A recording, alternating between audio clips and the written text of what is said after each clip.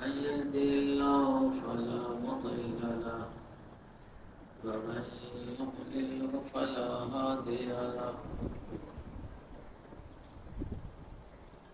أشهد أن لا إله إلا الله وحده لا شريك له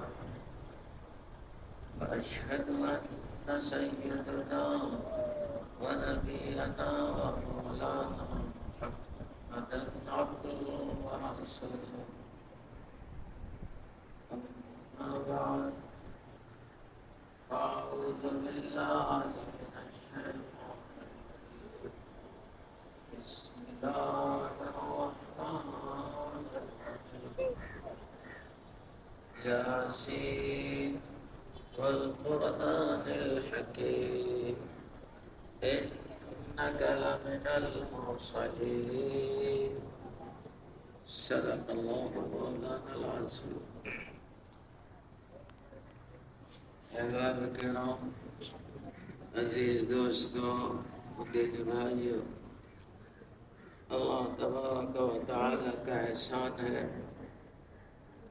اور عظیم احسان ہے کہ تعالی شانہ نے محض اور محض اپنے لطف و کرم سے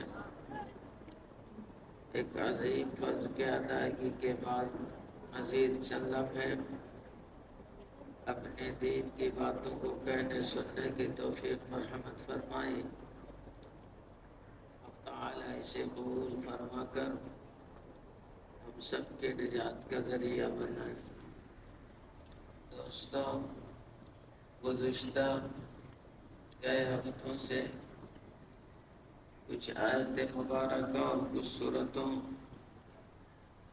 کے فضائل اور اس کی خصوصیات جو حدیث قرآن سے ثابت ہے وہ عرض کر رہا تھا، اور مقصد اس کا صرف ایک ہی ہے کہ ان فضائل کو سن کر کہنے والا اور سننے والا دونوں ان اعمال کو کرنے والا بن جائے اور اپنی زندگی کے معمولات میں لے آئے اور ذخیرہ آخرت ہمارا کچھ زیادہ راہ تیار ہو جائے. صرف اور صرف مقصد یہی ہے کہ گزشتہ ہفتے کو سورہ ملک کی فضیلت بیان کی تھی. دل میں بات آئی کہ یاسین شریف کی نسبت سے بھی چند معروضات آپ کے سامنے پیش کر دوں.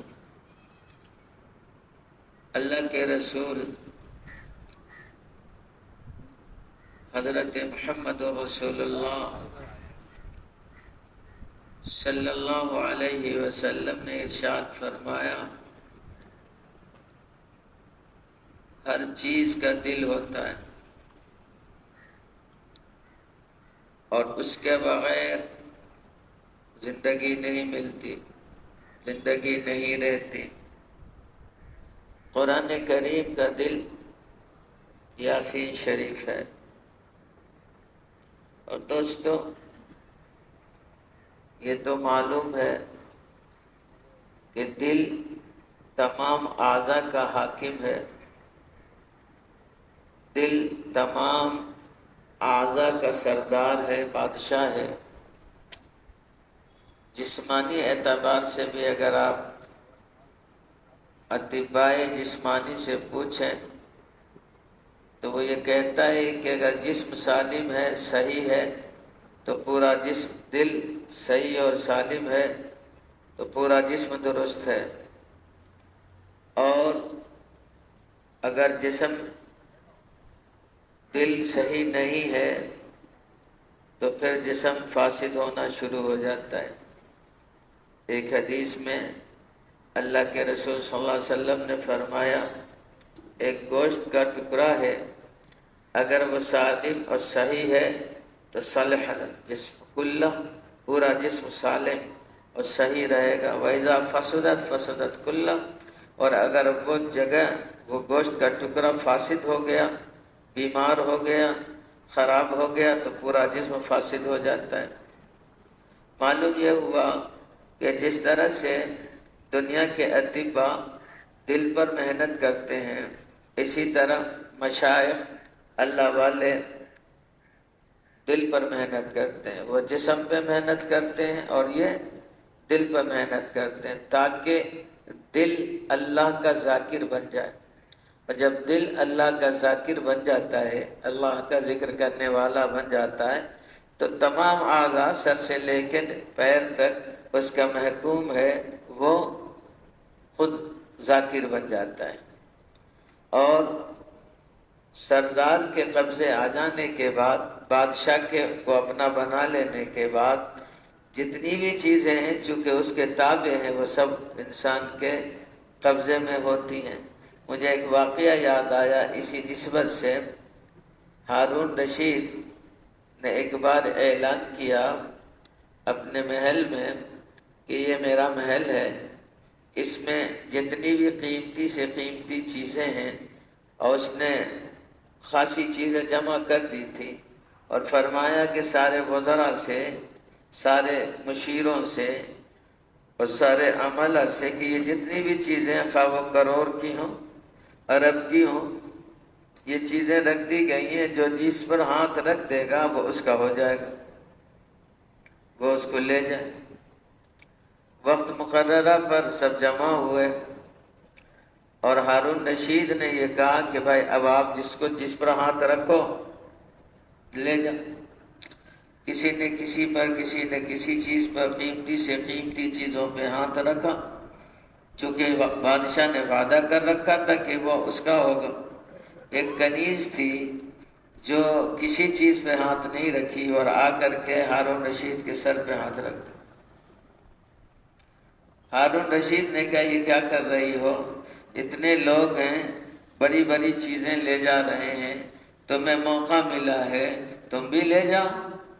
کہا جناب آپ نے یہ وعدہ کیا ہے کہ جو جس پر ہاتھ رکھ دے گا وہ اس کا ہو جائے گا، تو اب آپ کے وعدے کے مطابق میں آپ پر ہاتھ رکھ چکی ہوں، آپ میرے ہو گئے۔ اور جس کا بادشاہ ہو جاتا ہے وہ ساری چیزیں اس کی ہوتی ہیں۔ چنانچہ یہ ساری چیزیں تو یہ لے جائیں گی، یہ ختم ہو جائیں گی، بادشاہ جب موجود ہو تو ایسے لاکھوں اور کروڑوں چیزیں میرے پاس آ جائیں گی۔ چنانچہ وزراء نے کہا اور ہارون رشید نے کہا کہ عقل مند تو یہ خاتون نکلی، عقل مند تو یہ خاتون نکلی کہ اس نے عقل سے کام لیا اور ایک کو اپنے قبضے میں لے کر کے ساری مملکت کو اپنے قبضے میں لے لیا، اور یہ حضرات چھوٹی چھوٹی چیزیں لے کے چلے گئے جو ختم ہونے والی۔ بعد میں ہارون رشید نے اسے آزاد کر کے اس سے نکاح کر لیا، اور مامون رشید جو ہیں اسی کے بیٹا ہیں، اسی اور خاتون کے بیٹا ہیں۔ زبیدہ سے کوئی اولاد نہیں تھی ہارون رشید کو۔ بہرحال دوستوں اور بزرگوں، بالکل ایسی ہی جب قرآن کریم اول تاخیر اللہ کا کلام ہے، برکتوں سے بھرا پڑا ہے، اس میں ہر ایک کی اپنی اپنی خاصیت ہے، تو اللہ پاک نے ہم سب کو مواقع دیے ہیں کہ بھائی یہ کرو گے تو یہ ملے گا اور یہ کرو گے تو یہ ملے گا۔ اللہ کے رسول صلی اللہ علیہ وسلم نے ایک حدیث میں فرمایا کہ جس شخص نے یاسین شریف کو ایک بار تلاوت کی، اللہ پاک اسے 10 قرآن کریم کے ختم کرنے کا ثواب عنایت فرماتے ہیں۔ ایک سپارہ پڑھنا مشکل ہے، آج حفاظ بھی ایک سپارہ نہیں پڑھتے۔ وہ زمانہ گیا کہ معمول کے مطابق ہر روز آدمی 1 منزل 2 منزل، کم سے کم 1 سپارہ تو سبھی پڑھتا تھا۔ آج تو حافظ بھی نہیں پڑھتا، حافظ بھی رمضانی ہو گیا ہے۔ رمضان آیا، قرآن لے کے بیٹھا، صبح سے شام تک رٹا لگایا اور تراویح سنا دیا۔ اللہ کے رسول صلی اللہ علیہ وسلم نے عمل کتنا آسان بنا دیا کہ ایک بار یاسین شریف کے پڑھنے پر حق تعالی 10 قرآن کریم کے پڑھنے کا ثواب عنایت فرمائے، اور یہ حق ہے اور سچ ہے دوستو، اس پر ہمارا ایمان ہے۔ اب اندازہ کریں بمشکل تمام 10 منٹ بھی نہیں لگتا یاسین شریف کے پڑھنے پر، 6 سے 7 منٹ میں پڑھ لیتا ہوں، آپ حضرات ایسے ہی پڑھتے ہوں گے۔ اور اللہ پاک 10 قرآن کریم کے پڑھنے کا ثواب عنایت فرماتے ہیں۔ حدیث پاک میں آتا ہے کہ کوئی شخص صبح قرآن یاسین شریف پڑھتا ہے تو شام ہونے سے پہلے اللہ پاک اس کی مغفرت فرما دیتے ہیں، اور اگر کوئی شام میں پڑھتا ہے تو صبح ہونے سے پہلے اس کی مغفرت ہو چکی ہوتی ہے۔ مغفرت، اس پہ ایک بات عرض کرتا چلوں کہ دوستو، مغفرت بے شک وعدہ ہے، لیکن اس کے لیے مغفرت ہے کہ یہ اعمال بھی کرتا ہو، یعنی جیسے سورہ ملک کا پڑھنا، آیت الکرسی کا پڑھنا، سورہ اخلاص کا پڑھنا، سورہ کہف کا پڑھنا، سورہ یاسین کا پڑھنا، سورہ رحمان کا پڑھنا، یہ بھی پڑھتا ہو، عمل ہے اور عمل پر وعدہ ہے، اور دوسری طرف گناہوں سے بھی بچتا ہو۔ ایسا نہیں کہ وہ عمل تو ہو رہا اور گناہ بھی ہوتا چلا جا رہا ہے، تو پھر حاصل کچھ ایک طرف سے آ رہا اور ایک طرف سے جا رہا ہے۔ گناہ سے بھی بچے اور یہ عمل بھی کرتا رہے۔ ہمارے حضرت فرمایا کرتے تھے یہ 2 چیز کرنا بہت ضروری ہے، جیسے بیمار ہے دوا جتنا ضروری ہے اتنی ہی پرہیز بھی ضروری ہے۔ اگر دوا تو لے رہا ہے اور وقت پہ لے رہا ہے، جو ڈاکٹر نے متعین کیا اتنی ڈوز لے رہا ہے، لیکن پرہیز نہیں کر رہا، تو آپ بتائیں کہ وہ بیمار کا مرض جائے گا یا پیچیدہ ہوگا؟ مرض بڑھتا چلا جائے گا، پیچیدہ ہوتا چلا جائے گا۔ اور اگر وہ دوا بھی لے رہا ہے اور پرہیز بھی کر رہا ہے تو جلد سے جلد وہ صحت یاب ہو جائے گا۔ اسی طرح ایک دوسرا شخص ہے، علاج نہیں کر رہا ہے، دوا نہیں لے رہا ہے، لیکن پرہیز کرتا ہے، کیا کرتا ہے؟ پرہیز کرتا ہے، تو وہ اس کا مرض بڑھے گا نہیں، اور ممکن ہے کہ اس پرہیز کرنے کی وجہ سے مرض اس کا بہتر ہوتا چلا جائے، انشاءاللہ وہ ٹھیک بھی ہو جائے گا۔ بس ایسی ہی جو اعمال صالحہ ہیں یہ دوا ہیں، اللہ والے یہ اعمال صالحہ دوا بتاتے ہیں کہ یہ دوا ہے، آپ اس کو کرو گے تو روحانی امراض ختم ہوتے چلے جائیں گے، مگر اس کے ساتھ ضروری ہے کہ پرہیز کرو۔ پرہیز کس سے کریں گے؟ گناہوں سے۔ میں نے ابھی کہا نا کہ اعمال صالحہ پر بخشش ہے، لیکن میرے بھائی مغفرت اس کے لیے جو گناہوں سے بچتا ہو۔ سورہ یاسین بھی پڑھے اور بد نظری بھی کرے، سورہ یاسین بھی پڑھے اور غیبت بھی کرے، سورہ یاسین بھی پڑھے اور چغلی بھی کرے، سورہ یاسین بھی پڑھے اور جھوٹ بھی بولے، تو بھائی آپ ایک مستحب عمل کر رہے ہو اور گناہ کبیرہ حرام عمل سے بچ نہیں رہے ہو۔ ارے اس مستحب عمل سے زیادہ اہم ہے کہ کیا کرو؟ گناہ سے بچو۔ یاسین شریف کوئی نہیں پڑھے گا، ترغیب دی جا رہی کہ پڑھو، بڑا ثواب ہے، اس پر بخشش کا وعدہ ہے، مغفرت کا وعدہ ہے، لیکن اگر کوئی شخص نہ پڑھے تو اس کی پکڑ نہیں ہے۔ لیکن کوئی شخص جھوٹ بولے گا تو پکڑ ہے، کوئی غیبت کرے گا تو پکڑ ہے، کوئی بد نظری کرے گا تو پکڑ ہے، کوئی چغلی کرے گا تو پکڑ ہے، کوئی دھوکہ دے گا تو پکڑ ہے، چوری کرے گا تو پکڑ ہے، حرام غذا کھائے گا تو پکڑ ہے۔ تو بھائی اصل اس سے بچنا، اس سے بچو، اور اعمال صالحہ جو بتایا اللہ کے رسول صلی اللہ علیہ وسلم نے یہ کرو۔ اللہ پاک کا اعلان ہے کہ ہم اس کی مغفرت فرما دیں، ہم اس کی، اسی کو اللہ کے رسول صلی اللہ علیہ وسلم نے ایک حدیث میں فرمایا، اتق المحارم، اتق المحارم تکن عابد الناس، گناہوں سے اپنے آپ کو بچا لو، گناہوں سے اپنے آپ کو بچا لو۔ جب گناہوں سے اپنے آپ کو بچا لو گے تکن عابد الناس، لوگوں میں سب سے بڑے عبادت گزار بن جاؤ گے۔ تہجد بھلے نہ پڑھا ہو، اشراق بھلے نہ پڑھا ہو، چاشت بھلے نہ پڑھا ہو، تلاوت زائد نہ کیا ہو، فرائض اور واجبات پر ہو، سنت موقدہ پڑھتا ہو اور زائد چیزیں نہ پڑھتا ہو، لیکن گناہ سے اپنے آپ کو بچاتا ہے، گناہ سے. تو اللہ کے رسول صلی اللہ علیہ وسلم فرماتے ہیں تکن عبد الناس، لوگوں میں سب سے بڑا عبادت گزار ہے ایک شخص ہے رات بھر تہجد میں لگا رہتا ہے اور دن میں بد نظری کرتا ہے. بتاؤ اس کی یہ تہجد اس کو بخشوا دے گی؟ اس کی مغفرت ہو جائے گی؟ تو ایسی ہے دوستوں کہ ایک مکان ہے، آپ نے اس میں ایئر کنڈیشن لگا دیا، ایئر کنڈیشن آن کر دیا اور کمرہ آپ کا ٹھنڈا نہیں ہو رہا. آپ کہیں گے بھائی ایئر کنڈیشن تو لگا دیا میں نے اور پھر بھی ٹھنڈا نہیں ہو رہا. تو عقل مند کہے گا بھائی ایئر کنڈیشن کے تقاضے ہیں. وہ کیا تقاضے ہیں کہ بھائی ان کھڑکیوں کو تو بند کرو، ان دروازوں کو تو بند کرو، ورنہ ٹھنڈی ہوا باہر جا رہی ہے، باہر کی گرم ہوا اندر آ رہی ہے، ایک طرف سے ٹھنڈی آ رہی دوسری طرف سے جا رہی، کمرہ کہاں گرم ہوگا؟ یہ جو اعمال صالحہ ہیں یا ایئر کنڈیشن ہے. اعمال صالحہ کیا ہے؟ سنت کا ایئر کنڈیشن لگا لیا، تہجد کا ایئر کنڈیشن لگا لیا، تلاوت کا ایئر کنڈیشن لگا لیا، چاشت و اشراق کا ایئر کنڈیشن لگا لیا، دوسری طرف سے آنکھ بد نظری کر رہی ہے، آنکھ کا گناہ ہو رہا ہے، یہ کھڑکی کھلی ہوئی ہے، زبان غیبت کر رہی ہے، کھڑکی دروازے کھلے ہوئے ہیں، کان بری چیزیں سن رہے، کھڑکی دروازے کھلے ہوئے ہیں. تو میرے بھائی اور دوستو، جس طرح سے وہ ایئر کنڈیشن کمرے کو ٹھنڈا نہیں کر رہا، اسی طرح سے اعمال صالحہ کر رہے، اس کے ثمرات اور اس کے برکات، اس کے انوارات اور اس کی روحانیت آپ کو نہیں ملے گی.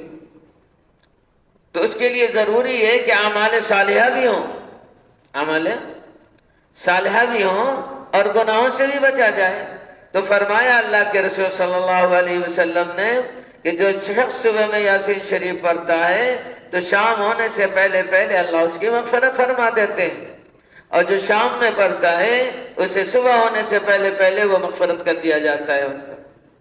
ایک حدیث میں فرمایا نبی اکرم صلی اللہ علیہ وسلم نے کہ جو شروع دن میں یاسین شریف پڑھتا ہے، حق تعالی شانہ صبح سے شام تک کی اس کی تمام ضرورتوں کو غیب سے پورا فرماتے ہیں، اس کی سارے کام کو آسان تر بنا دیتے ہیں، اسے سارے کام کو آسان تر بنا دیتے ہیں. اور جو شام میں پڑھتا ہے تو صبح تک جتنی ضرورتیں اس کی غیب سے اللہ تعالیٰ پورا فرماتا ہے اور اس کے سارے مشکلات کو آسان فرما دیتے ہیں. کتنا آسان عمل ہے دوستوں اور بزرگوں، اور ہر آدمی چاہے تو کر سکتا ہے.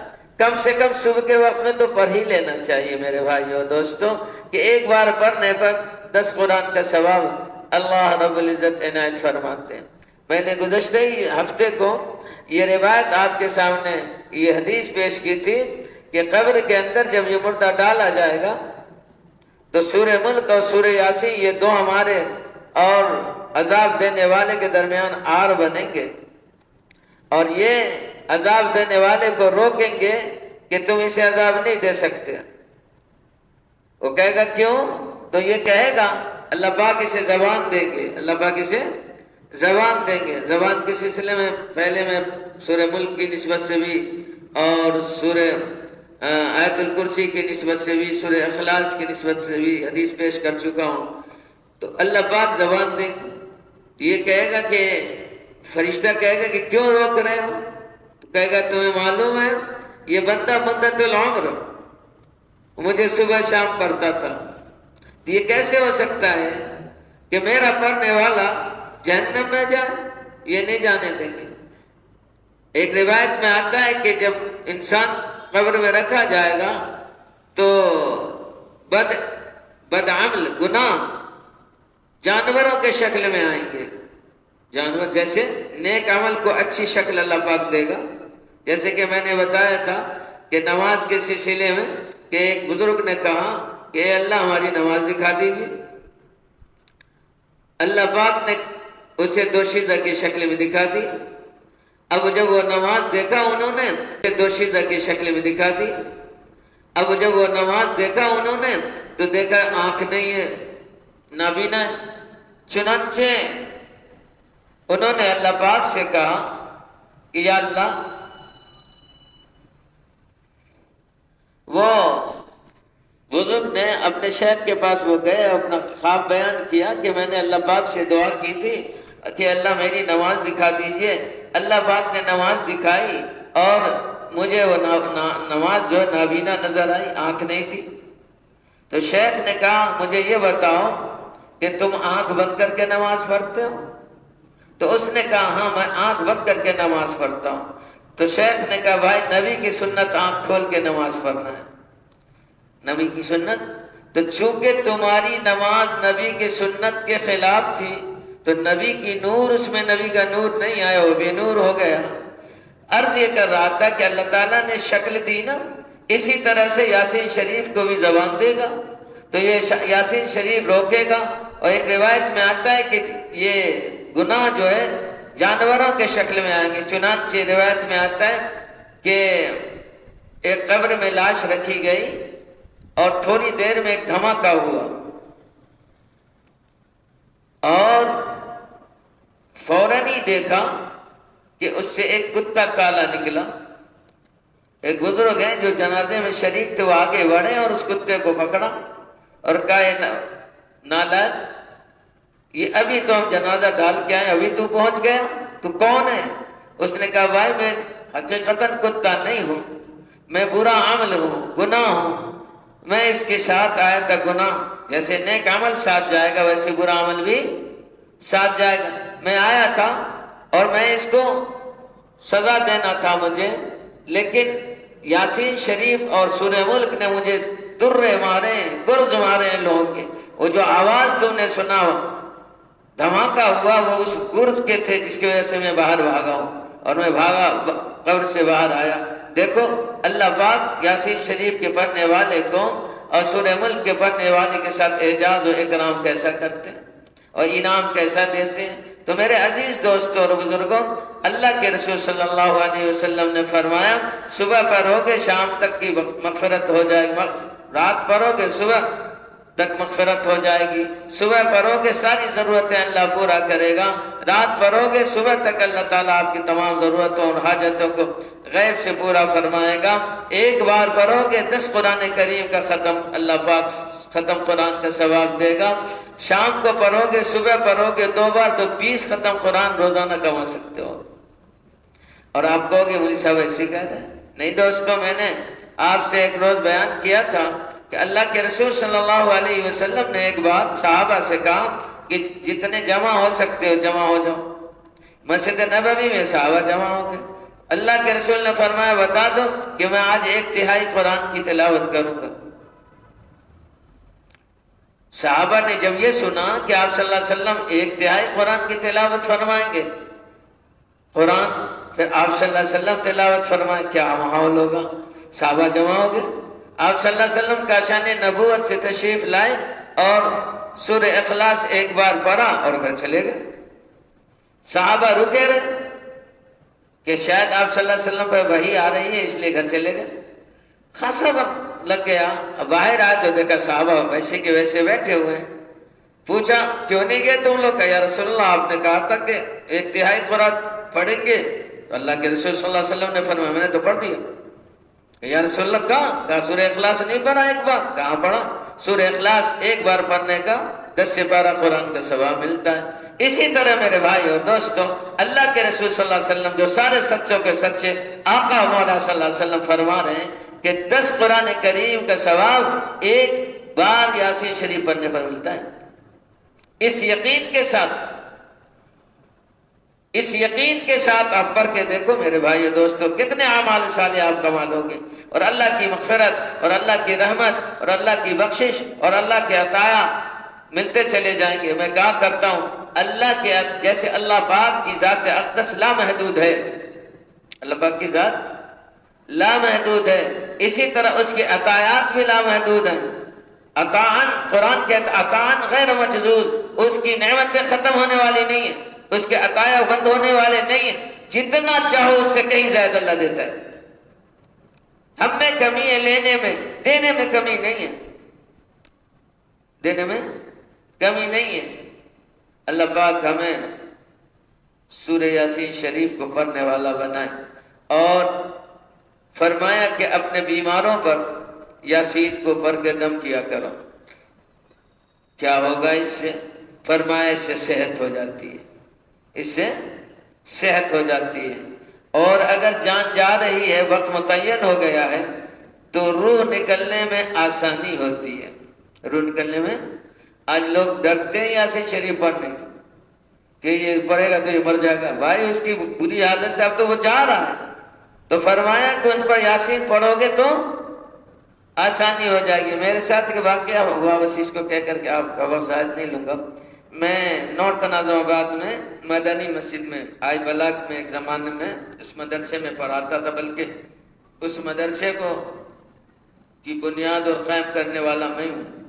تو جناب والا وہیں ایک صاحب آئی بلاک میں تھے جو بعد میں اورنگی شفٹ ہو گئے تھے۔ تعلق تھا جیسے آپ حضرات سے ہیں، وہ میرے گھر پہ بھی آ جایا کرتے تھے، وہیں تھوڑی دور پر میری رہائش تھی۔